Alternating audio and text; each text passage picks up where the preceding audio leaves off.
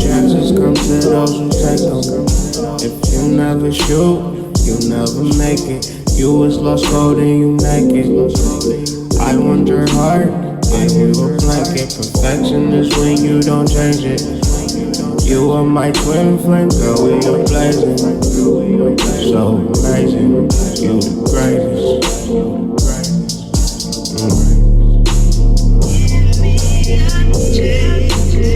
Imagine all the possibilities.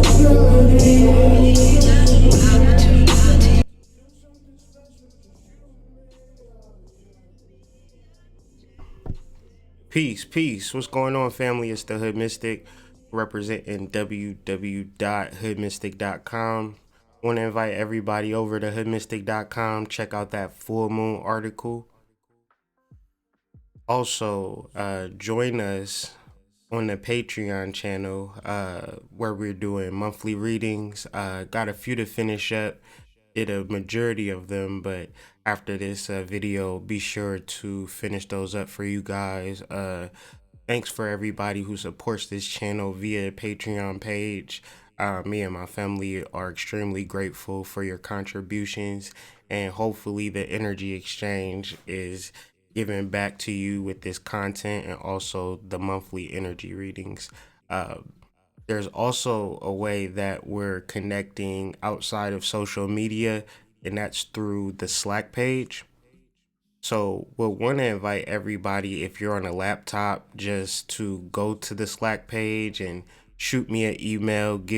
Let me know that you're a part of Slack so you could join our group. Or if you have a cellular phone, download the Slack app. Let me know you've downloaded the Slack app via email, and I will send you an invitation. And if you are a part of the Slack family, add to it. You know, when it comes to social media,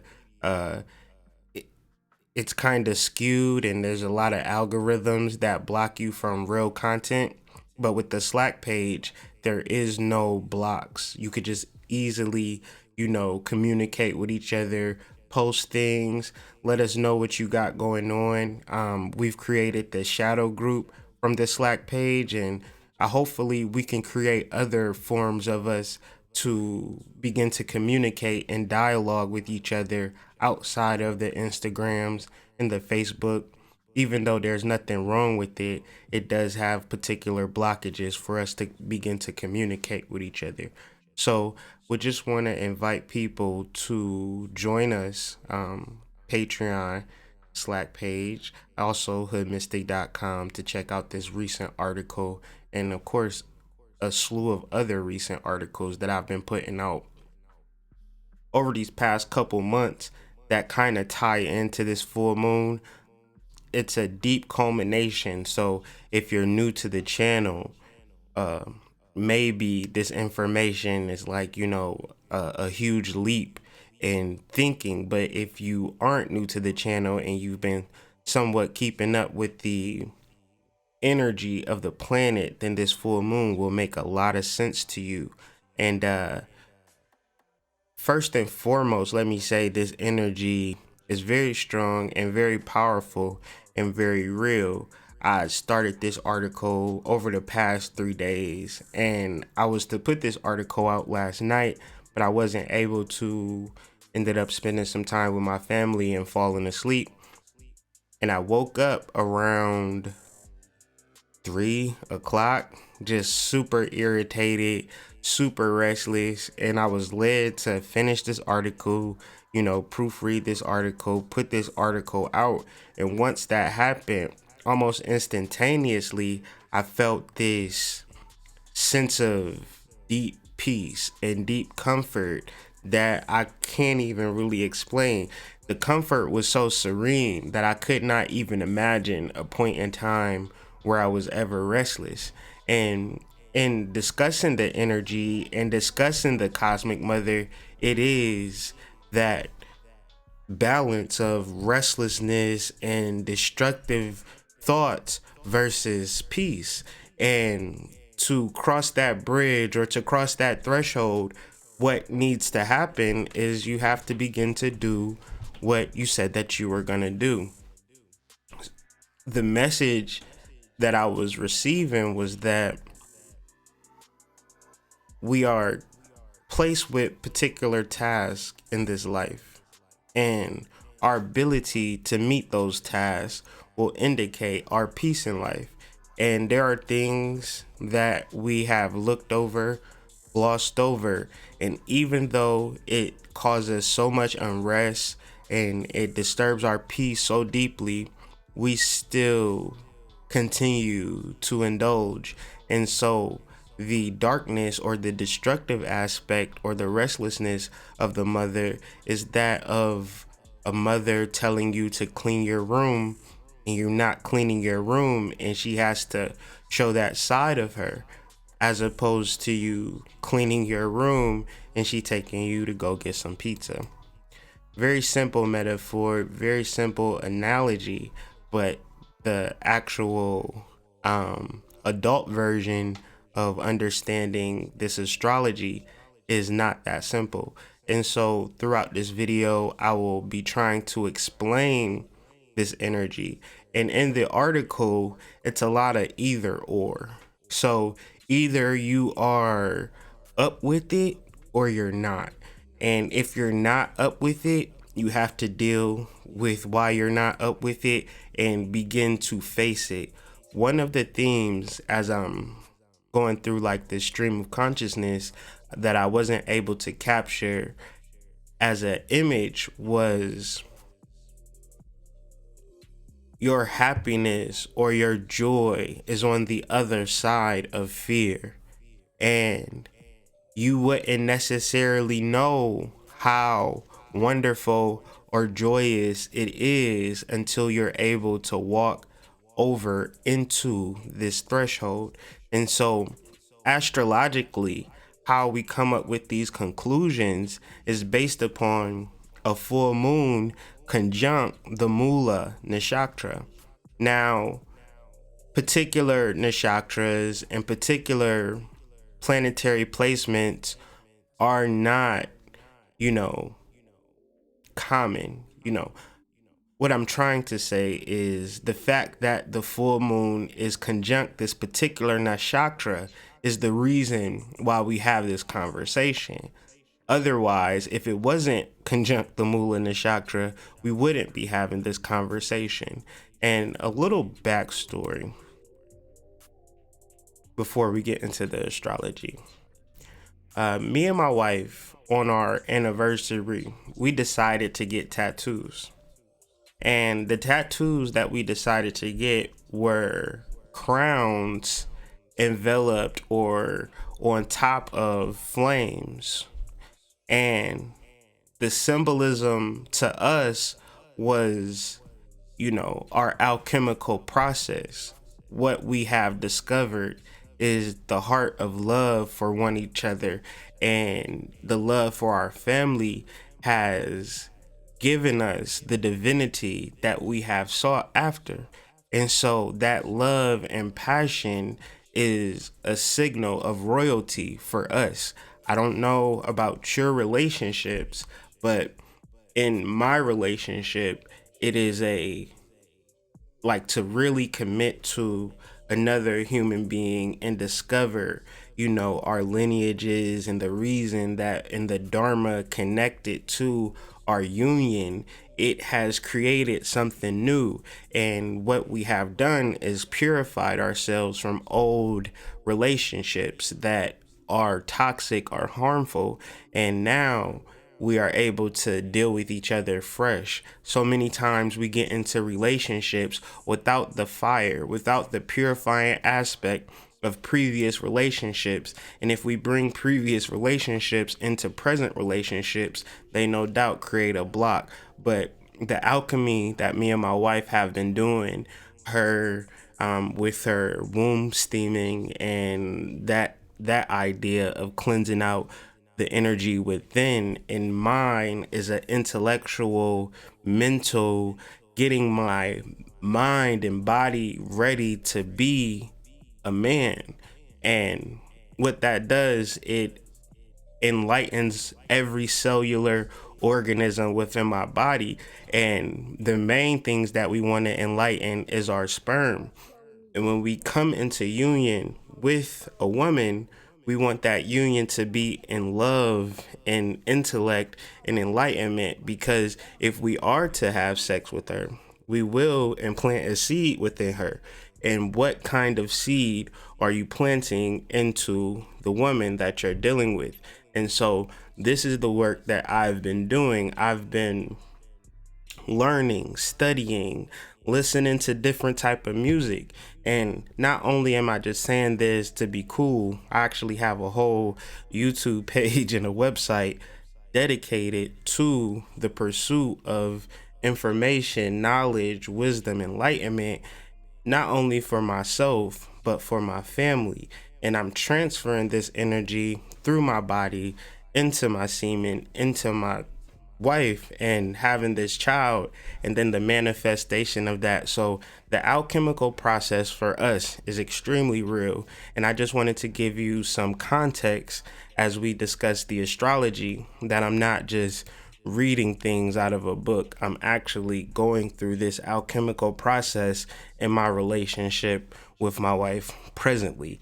And so this information not only helps you, but it helps me in documenting it and studying it. And another thing that I would like to say is that this information is basically in a third house, 9 house full moon.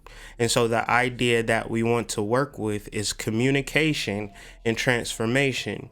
And even though I'm referencing my wife, this is still an individual thing that I'm coming to. So the communication in Gemini that we're really discussing, because that's where the sun is at, is the communication with ourselves. And when we reference ourselves, we're referencing the self, which is the soul. So are you able to communicate with the soul? And if the conversation, if that is true, you communicate with the self. You are in communion with the soul. Then the opposition, which is the moon in Sagittarius, speaks to transformation. It speaks to levitation. It speaks to traveling like a rocket. So what tends to happen is that we need a bridge. We're here and we need to get there.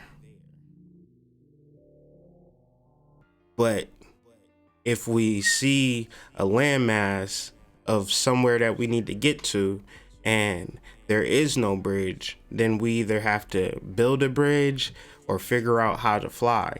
And so this information, in a sense, is teaching us how to fly, teaching us how to connect.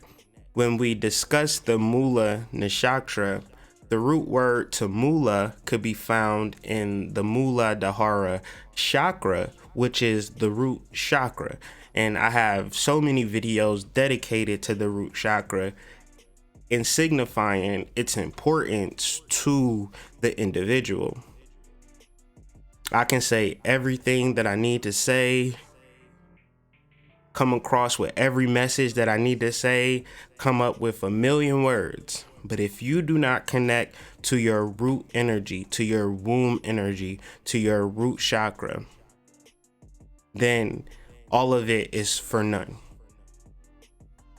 The root chakra, connecting to your root chakra, in essence, is you connecting with your primal energy, connecting to the energy that created the first incarnation of humanity. And from there begat, and then from a long lineage of primal energy, you utilize that energy. Your father and mother utilize that energy to create you. So, in retrospect and understanding life, we can get caught up in the things that have happened recently or within our lifetimes. And that's okay. But in this particular conversation, we would have to adjust that perception to that of an original concept of life. And the original concept of life is from the lotus flower, from the original woman, from the center of the galaxy, from the void of the void. The triple void is what is called in occult circles. And this is the only truth. Because we have a masculine energy, which is everything that we see. Then we also have a feminine energy, is the everything that we don't see. The cosmic womb and the black hole and the black center and the point between a flame where the fire is black. You know, you light a candle wick and then you see the flame, and then it's that small black area that you can really trance out on. You can really get into meditation on. That is the void that we speak of, and that's the void that we want to talk to.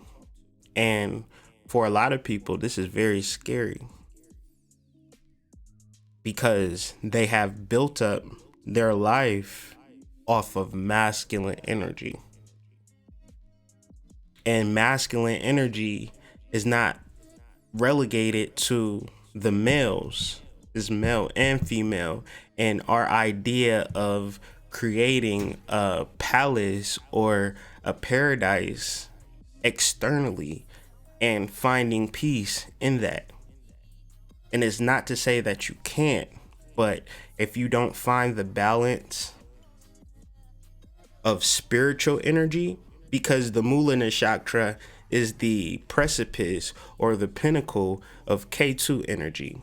And K2 energy is spiritual energy, as opposed to Rahu energy, which is material energy. So we are dealing with spiritual energy, occult energy. Sagittarius represents occult knowledge. The first decan of Sagittarius is ruled by Mercury. And Mercury, as we were discussing in the previous video, is the king of occult knowledge and the king of the hidden side. I don't know if I got to talk about it as I was thinking about it. There's always things in videos that I leave out due to the fact that it's live. But one of the things that is discussed in Mercurial conversation is that, you know, when you discuss Hermes, they discuss like the underworld. And the underworld or death is not what you necessarily think it is if you're still alive. It could mean death if you have passed away, but how does a person that's alive deal with the underworld? Like, what is that? You know, it is the subconscious mind. And so when we are discussing all of this energy and it's spooky and it's scary, we're just speaking to the majority of your mind. Because within your mind, there is the subconscious and conscious, and the conscious represents a small iceberg tip piece of what you think about. So if you process things consciously, it's very unimportant to whether you're going to live, because the most important thought might be that your heart beats, constantly, right? And how many times do you think about that throughout your day? Like, oh shit, let me make sure my heart is beating. And that point would be, if it was left up to you, you would not even worry about your heart beating. You would be concentrating on your baby dad, or your baby mom, or, your mom or dad or your son, daughter, and you would get caught up in that particular situation, and you would forget about your heart beating. And so this is why the subconscious mind, it sort of takes over the most important process and then gives that 10% for bullshit, and that's okay. But for this conversation, let's tune into the part of us that's the most important part, and the part that we tend to forget. Astrologically, we'll be talking about the full moon, of course. The full moon being in the first decan of Gemini, the sun being in the first decan of Gemini, rather, the moon being in the first decan of Sagittarius. We'll also be talking about Mercury conjunct Mars, right? We talked about that in the Mercury Explained video, how Mercury and Mars rule Aries. And so when these two get together, this is simulating creation, because we have the thought process and we also have the action process, action and thought. And if it falls within the third house, then that means that we're discussing communication. And then that communication then needs to be expressed with Saturn and Pluto. And so we'll get into what that's actually speaking to and how the revelation will come across during this time. Ultimately, if we wanted to have a summary of Mercury conjunct Mars, it could be found within the concept of movement without progress or movement with progress. Everybody can get up and go to work every day and feel as though they're making progress. But if you have stepped outside of the 9 to 5 and you've actually created a life that is not centered on just waking up and go to work, then you realize, like, okay, I probably wasted more time working for somebody, and that's just movement. It's like a hamster on that circle thing that they running on a treadmill. You can exert energy on a treadmill, but you're not really going anywhere. And so if you are an assertive person and you are an action oriented person and you're willing to make the commitment to move, then it serves you to center yourself in Gemini. Because once you center yourself in Gemini, you're able to unify the individual and the soul. The problem with movement is that the individual is trying to move. It's like trying to move on an anchor. This is why we need readings. This is why we need to talk to people. This is why we're sad. This is why we're so confused, because we are trying to move without our luggage. We're trying to move without our soul. Gemini helps us, contrary to popular belief. Gemini, it allows us to come together if we're conscious of Gemini. The problem with Gemini is that we are not conscious because the individual is inundated in the society. If we were in a true and exact society, then Gemini would be like a child born in Gemini, and we tell the child, you have access to your soul and your personality. So let's work with that. Let's mold that. Let's begin to create this energy. Any questions related to linking up with me, just email me at hoodmystic@gmail.com. I answer back. I'll answer your questions. So just be sure to email me. But Gemini is trying to bring this together. And that's where the tension, and it doesn't have to be that hard if we're only able to unify our soul in our endeavors. And to get in contact with our soul is an esoteric process. It requires divination, it requires meditation, it requires patience, it requires getting outside the house, it requires listening to spirit, it requires being clear, it requires a lot. It is not easy, and this is why we speak to it weekly, daily, in all my interactions. It is the resurrection of this soul like energy, and the awakening of the cosmic mother is an opportunity for us all to bask in that revelation individually.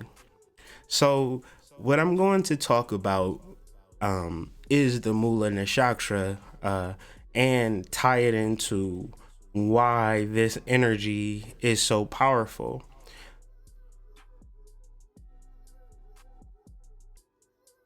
If something is particularly evil in our lives, what is your response?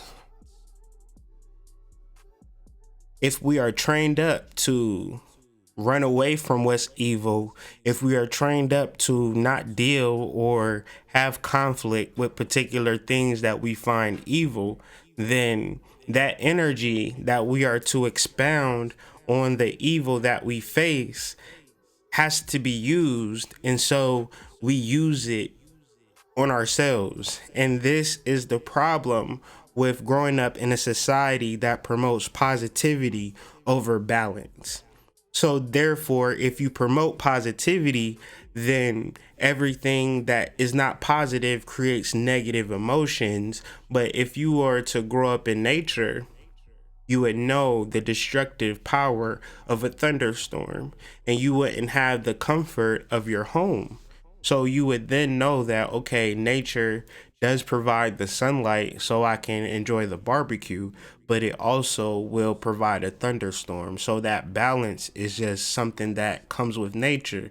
The same way I love my brother, I love to play with my brother, but sometimes my brother get on my nerves and I want to fight him. In society, you would tell a little boy, that's not right, you should not fight. And that little boy accepts this. But we have to understand, ancestrally, little boys were raised up to be soldiers, warriors, protect their village. And you cannot protect your village with not coming face to face with your masculine energy, with your warlike tendencies, or your quote unquote evil nature. Because if you were an evil person, I've been watching this show called Outlander, and it was a particular scene in Outlander where the king was in the barracks and he was greeting the soldiers, and one of the lieutenants bursted into the barracks and he was talking mad stuff, and he just had mad blood on him and he was trying to kill more people. And the king noticed that and he was like, I don't want nobody like that in my army. And so his nephew spoke up for the guy who was loud and bashful, and it said, we are at a war, sire. We need people like this. This is how we won the war. So you can't kick people out because they have particular negative traits. You have to know how to use them. And I feel that our mind is so conditioned to look negatively on our brothers and our sisters that don't have the desired effects of society, that we find these people to be useless. And this is what society has created. This is what positivity has created. And that innate nature that is used to defend the village has been quelled and dismissed in a majority of us. We are trying to get along with society. And when this energy rises up, this primal instinct,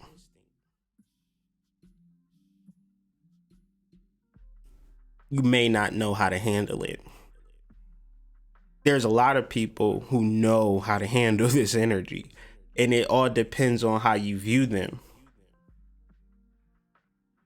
So many times I've got the channel of particular energies that haven't been, sightly and beautiful and majestic.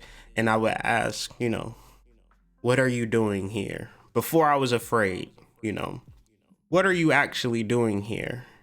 And the message was clear. I'm here to protect you. The energy on this planet is not nice.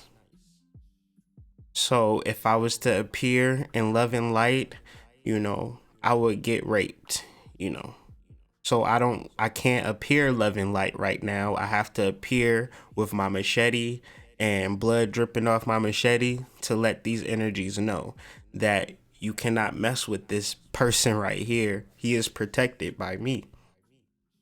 And I'm not the only one. But we have to come face to face with this energy. And there's so many people who have particular visions of dark energy and they don't know how to particularly handle it. They may think that that dark energy is out to get them or it's evil. But this is where we have to work with our perception, and we have to learn how to ask questions before we get afraid. The idea of Nariti or Kali is the energy that she is very evil to those who are impure. But to those who are pure, she is very tender tender and generous. So that would be a question to you. How pure are you? How much love is in your being versus how much fear? How much love is in your being versus how much fear? And if there is fear in your being, then this energy comes up for you to address it. I am afraid of this. Why am I afraid of this? Have you asked it questions? Has it actually hurt you? Or you're just perpetually afraid of losing what you've already had? Or losing what you have? So part of this energy is centered in letting go. And the struggle of letting go and then adapting to that letting go is based upon you as an individual and then your Gemini. Are you able to commune with the soul to move forward? Because as a human being into 2019, continuously making decisions based in Rahu, based in material possessions, but based on physical feelings and pleasure, you are no doubt creating a prison that you are seeking freedom from. And the freedom is found in the Ketu. The freedom is found in the occult. The freedom is found in your meditation. Don't lay down and meditate. Sit up and meditate. Focus. Don't fall asleep. Stay up. Work and penetrate the initial barrier to your soul. And if that barrier is thick and you feel as though you are alone and you are if you are an individual, then you have to set fire to that idea and burn any idea or any barrier to your soul. This is why the candle meditation is so powerful. And I find that this energy is especially powerful for Americans. This energy is that of Amaruka. And Amaruka, meaning the land of the feathered serpent, is the land of the double-sided individuals. As beautiful and majestic as we are, is as ferocious and powerful and destructive we are as well. And if we are only focused on the beautiful, majestic part of us, we have no real protection in this world. And we could be ignorant to the need of protection based upon particular comforts. And this is where the square to Neptune comes into play. So presently it's June 8th, 2019, and I could go into retrospect a year, 3 years, 5 years, 10 years, and things are different. The people that I talk to, I don't, they're like, everything has changed, and everything must change when it comes to dealing with this spiritual energy, and I'm okay. I've let go. I'm not responsible of helping anybody based upon any familial tie. The only person that I'm in service to is my soul and my family. And I'm service to my soul without a choice, and I'm service to my family. That's my personal choice. Because nobody should be dependent on me, nor should I be dependent on anybody else. The idea that I'm working with is for people to learn to be dependent on self and not be dependent on groups or family structures. Not because the family structure is bad or the group is bad, but because death occurs, separation occurs, and when these things happen, where are you pulling your energy source from? And this ties into the importance of this full moon and the Mula Nakshatra and the root chakra, tying into the root of yourself as your foundational spiritual source and nothing else, not your marriage. Me and my wife both have these tattoos. We both carry the flame. Even if that means we separate, we've created something within ourselves that's not centered on ourselves. We've helped each other become better individuals. The concept, and this might be a controversial concept, but I'm always cognizant if my wife has another husband, and would she be a good wife to him, or would she be a bad wife to him?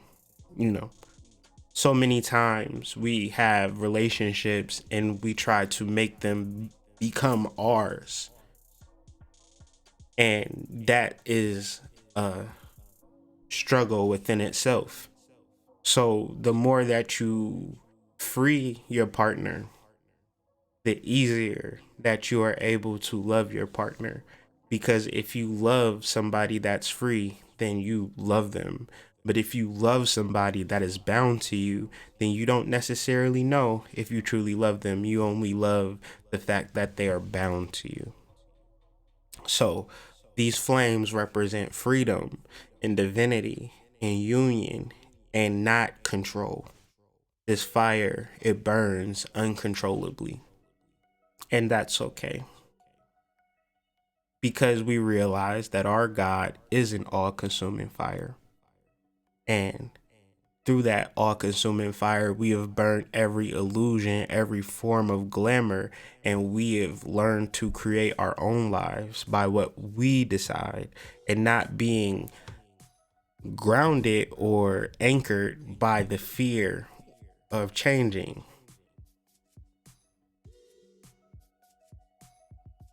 Not being comfortable.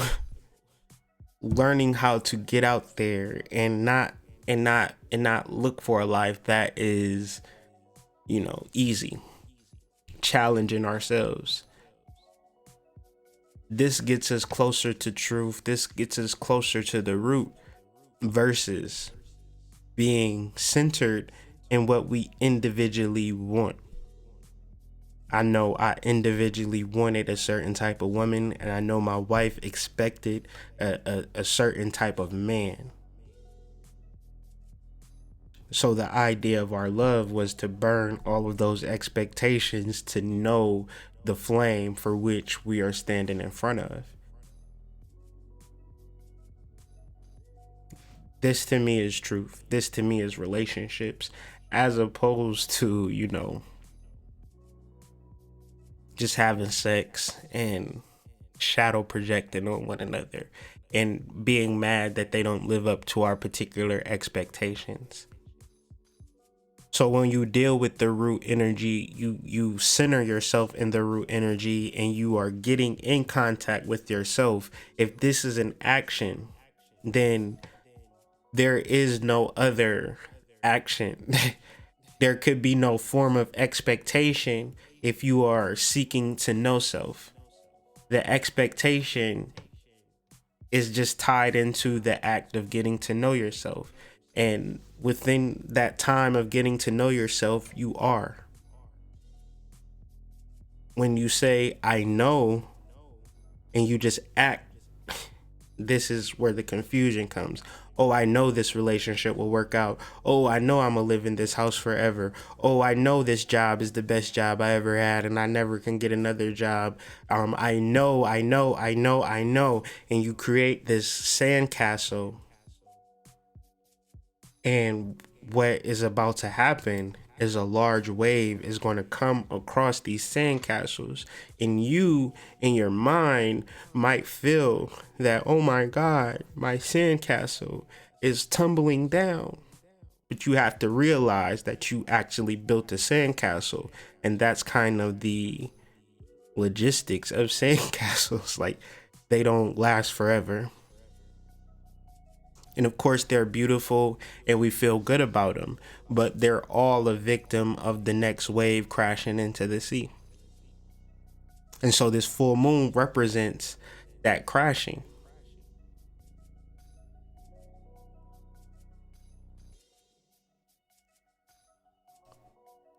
Learning to not be prepared, learning to not know what's going to happen externally, but only knowing what you're going to do. And if that's the case, then you always know and you're always protected within the connection of clarity. It's very, very simple, you know, but very difficult to explain to human beings because I find that the need to turn up, to, you know, have a nice or compete with people on social media or create this ideal for you or, you know, create a relationship with somebody that you're not equally yoked with. I find that these things are way more important than connecting to source.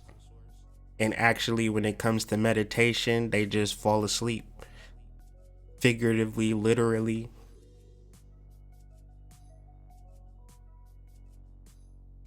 So a lot of this information goes in one ear, out the other, or it goes over your head. And for a lot of people, they actually get it and begin to utilize it and begin to meditate without going to sleep and begin to listen to what source has to say for them. And when they listen to what source has to say for them, they don't listen, they actually begin to act. And this is what the Mercury conjunct Mars is actually inspiring us all to do. Because if we actually look at it, if we're actually going to be 1000% about this shit, it's conjunct the North Node, conjunct Rahu, conjunct material possessions.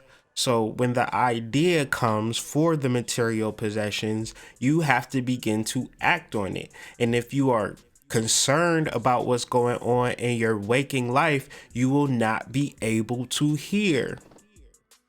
You have to communicate with the soul. You don't communicate with your boss, your principal, your teacher, your guru, your psychic, your healer, etc. You communicate with yourself, and yourself will talk to you loud and clear. The problem, like, I feel like Mars is just in its fall for individuals in the world, especially when it comes to spirituality. Nobody wants to act upon the visions that spirit gives them. So I would wonder, what the hell is spirit talking to you for? Why is it even talking to you if you're not going to act? If you want to just look at the third house on this map, you will see Mercury conjunct Mars, conjunct the North Node and the planet of Gemini, all at the same time of a full moon. And this energy being opposed Saturn and Pluto and K2. So we spoke to K2 being spiritual energy. And this spiritual energy is in retrograde. And retrograde is retrospect, meaning it's revealing. So if we're able to move, it's like a portal, and moving outside of time, outside of conscious thought, and really connecting to your subconscious mind and being really clear and then acting, you will create something very different than what you expect. And it takes very little effort from you. It takes very little effort from you.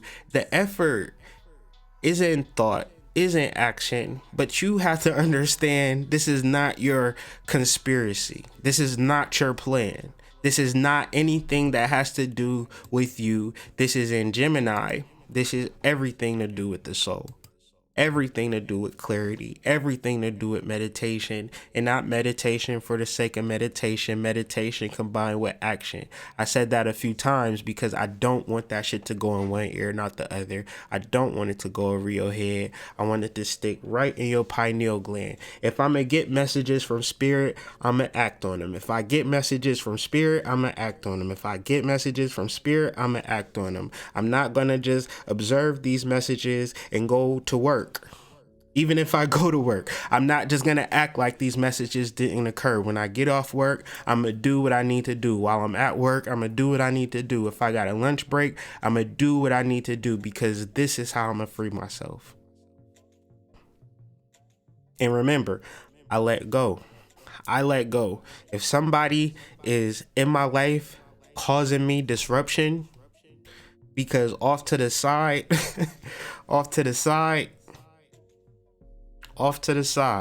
you know how people be off to the side, and it be the people that's off to the side. It be the people that's really close to you that will destroy you. Imagine being a famous basketball player, loved by your community, and your wife is the one who conspires to end your life. Or your cousin, or your brother, or your sister. You make these decisions and you're trying to be the best person that you can be, man. But that family dynamic, that personal dynamic is the block. And man, Jupiter is sitting right there on Scorpio, shining a big light in the third decan of Scorpio. After the alchemy is done, after the alchemy is finished, after the work is finished, Jupiter will shine a light and say, you need to get rid of this person, not now, but right now. This person is blocking your blessings. And the reason why they're blocking your blessings is because you're dependent on them and you're not dependent on the soul. This relationship, it doesn't have to be a person. It could be a school. It could be a job. It could be a corner. It could be a street corner. You need to not drive down that goddamn street corner no more. You need to drive another way home. Take the scenic route. When you do Google Maps, it gives you an alternative route. Take the alternative route, because you feel negative when taking this route home. It's shining a light on the alchemy that you've actually been doing, on the separation, and it's not a better position for it to be during this particular moment when it comes to relationships. And if spirit gives me messages, I'ma act. Okay? Very simple, very difficult at the same time. So the card of the week, hope that was clear. I went through the astrology, gave my own little 2 cents. But I want us to look at this card for a second. Okay, this is the card I want to look at, the 8 of Swords. And we see a man peering over at the 8 of Swords, and the 8 of Swords is where he needs to get to. The only thing is he got 2 horses and he got a baby. And he has to figure out a plan to get over to his 8 of Swords. He needs to get to the 8 of Swords. And then if you see the 8 of Wands, you see the same kind of scenario, same setup, but the man now has an arrow and he's letting go his arrow. Meaning that to get to that Eight of Swords, you have to begin to project yourself. And maybe you can't take your horses with you. Shit. Maybe you can't take your baby with you because you don't want to put your baby at risk, because you know you got to make this leap over to the Eight of Swords.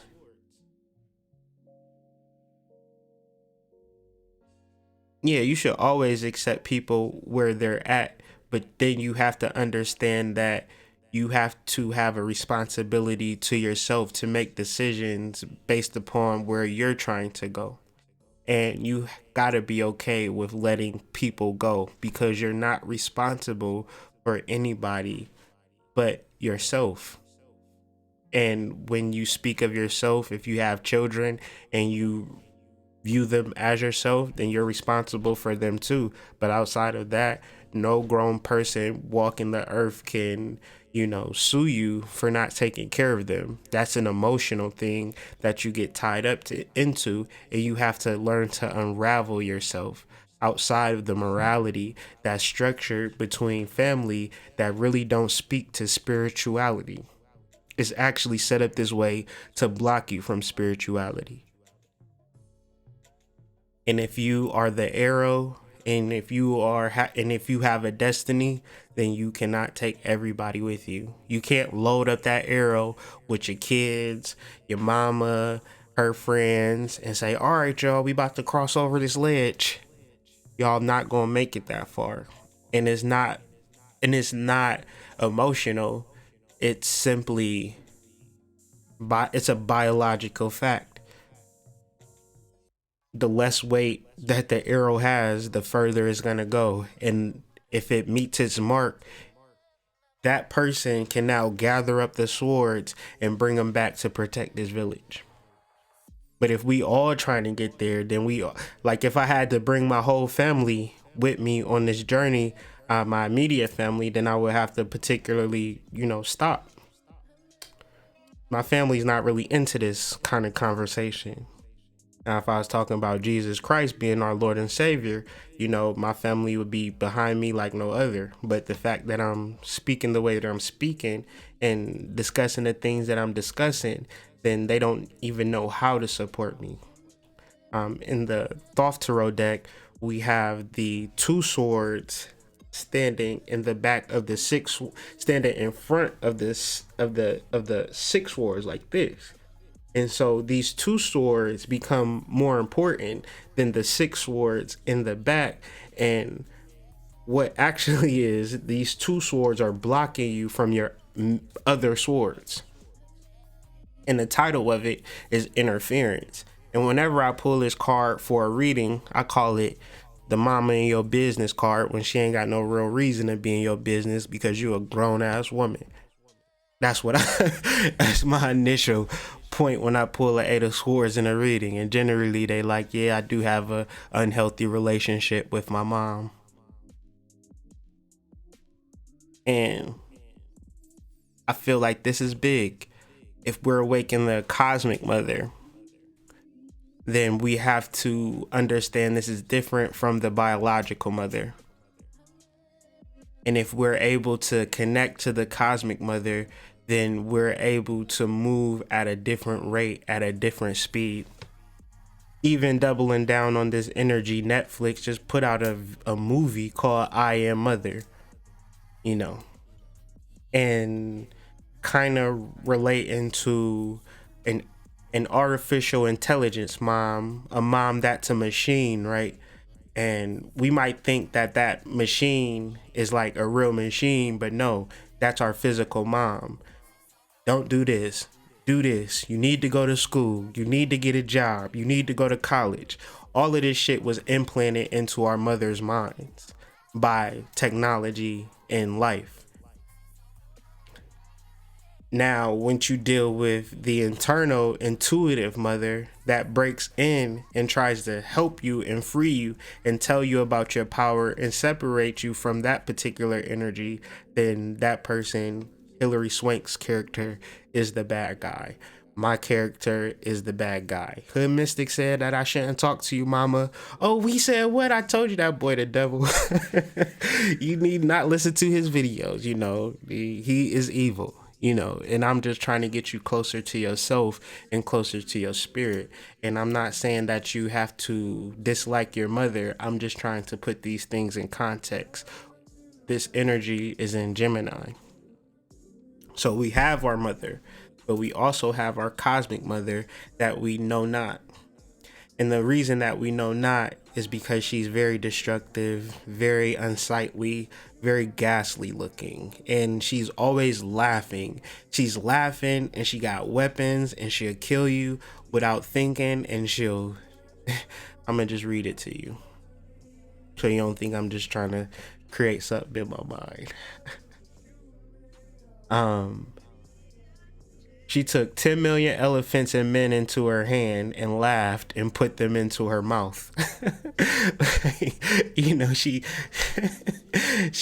took 10 million elephants and men into her hand and laughed and put them in her mouth. Now that energy, I'm pretty sure that you're fully disconnected from, and very different from the mother that protected you and loved you and wanted to make sure that you got straight A's in school.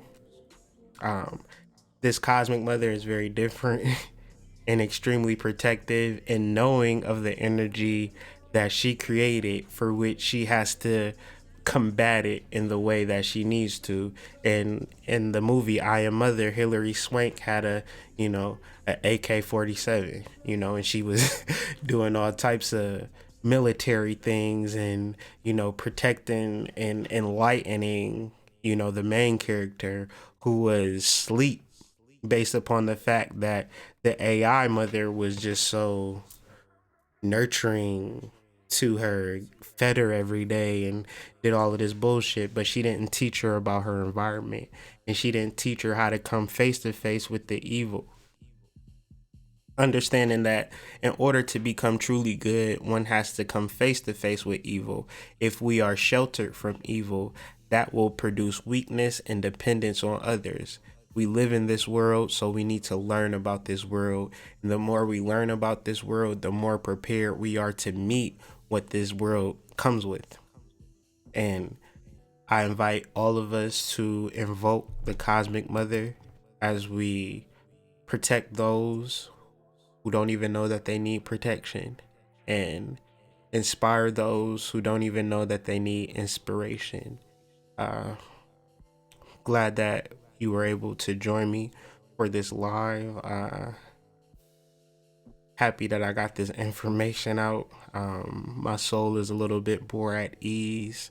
Um, you can feel it. And I would like everybody, if you feel uneasy, if you feel restless, if you feel like, you know, get that project done, finish that book, finish that song, you know, sign up for school, call that baby mama up, you know, you know, pick up your son you ain't seen in 3 years, you know, do the shit that is making you restless, and from that is the peace that comes from connecting to the cosmic mother. um I hope to be so clear in this message that you leave from this with something uh, valuable and tangible, that you could begin to apply it in your normal everyday waking life, as opposed to speaking of astrology and, oh, that is so deep.